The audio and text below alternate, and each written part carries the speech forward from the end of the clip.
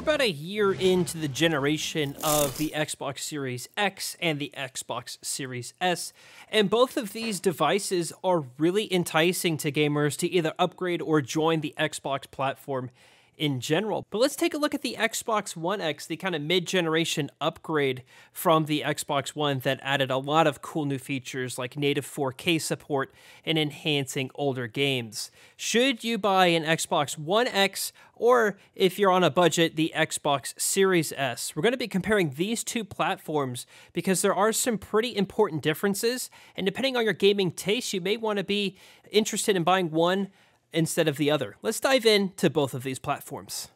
So why would you even be interested in the Xbox One X? This device came out in 2017 instead of the Series S that came out in 2020. Well, there's quite a few reasons why you may want to look into this machine. First of all, the One X has native 4K support. You can play a lot of games from the Xbox One generation in native 4K resolution. That means you put it on your 4K TV, it's going to look crisp and absolutely beautiful. The One X also has larger storage capacity out of the box compared to the Series S.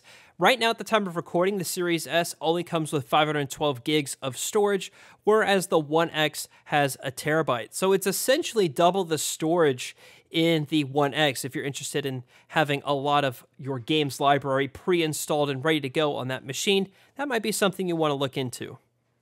Also, it's important to remember that the Series S cannot play any discs. So if you have an existing disc library of some OG Xbox games, 360 games, Xbox One games, whatever, it can only be played on the One X. The Series S does not accept discs because it doesn't have a disc hard drive.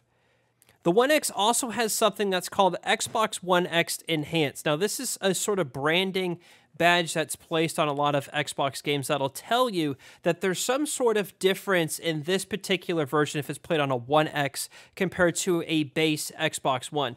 Usually what this means is that the game plays at a higher resolution. Sometimes it can include it plays at a higher frame rate. Games sometimes will give you an option, like Forza Horizon 4, for example, on the One X, it'll ask you, do you want to play at 1080p 60 frames per second or 4K 30 frames per second? If you were to put that same disc in a base Xbox One, you only have the option of 1080p 30 frames per second. So you do get more options with that branding badge that's on a Xbox One disc or box compared to just putting it in a regular system. The reason why I'm trying to say this is that these games that take advantage of the One X enhancements are not to be found on the Series S. So there are some older original Xbox games like Morrowind, for example, a lot of 360 games like Fable 2, the Gears of War saga, Crackdown. These have resolution improvements, and of course, like I said earlier, Xbox One games do have this as well. This is only found on the One X or the Series X. So if you buy a Series S, you're not going to see any of these really nice improvements to these older games. So if you're someone that likes to kind of preserve your library or play older games now are better with a resolution or frame rate increase, the One X is going to be your machine. And like I was saying earlier, sometimes you get better results on the One X compared to the Series S. I think two prime examples that have recently come out are Halo Infinite and Forza Horizon 5. There is a fantastic Digital Foundry video piece that goes into both of these games. And if I remember, I'll put a link in the description for you to check those out. But it looks to be like the One X has slight resolution improvements in Halo Infinite and Forza Horizon 5 compared to the Series S. That doesn't mean the Series S is a horrible machine, though. Why should you be interested in buying a Series S over the Xbox One X? Well, the Series S gives you native 1440p support, so I'm a big 1440p fan for monitors, so if you want to apply your Series S to your 1440p monitor, you can play that natively, and it looks really, really good. The Series S also has NVMe SSD storage, which is also expandable with their little storage expansion cards. What this means is your storage is going to be a lot faster. Games will load really, really quickly on the Series S compared to the traditional hard drive found on the One X. And you're going to get other improvements with that storage as well. That includes Quick Resume.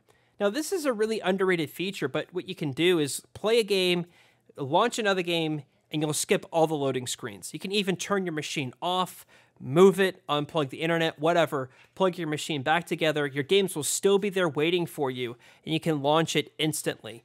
And they really don't go away. Once you launch a game in Quick Resume, I think it can have like 6 or 8 games in Quick Resume until you launch another one. It'll rotate the oldest one out. And I have some games on my Series X in Quick Resume for months. I'll play a game, not play it for a few months, and if I come back to it, I can still pick up right where I left off. It's a great feature.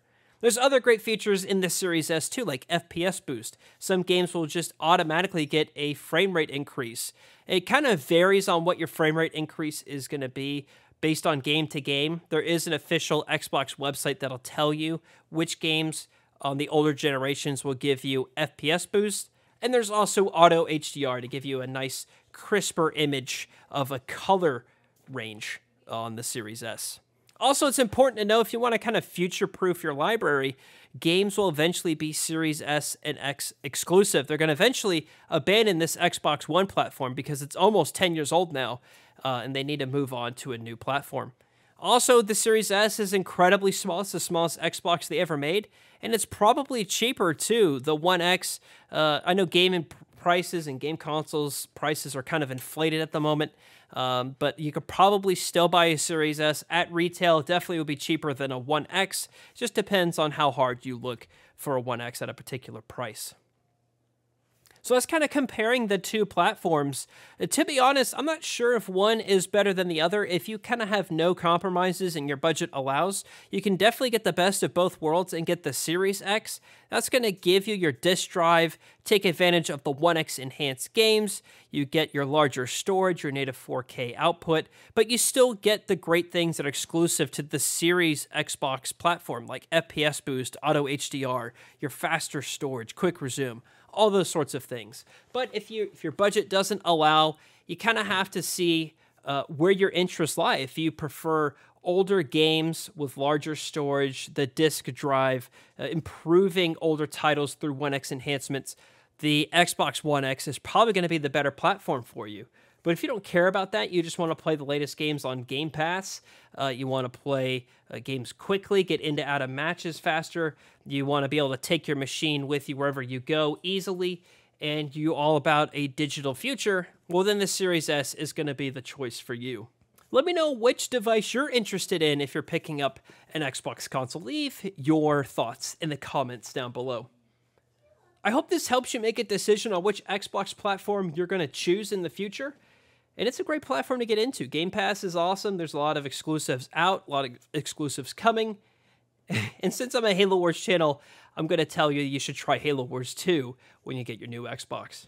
All right, that does it for me. Thank you so much for watching, everybody. And I'll see you, James.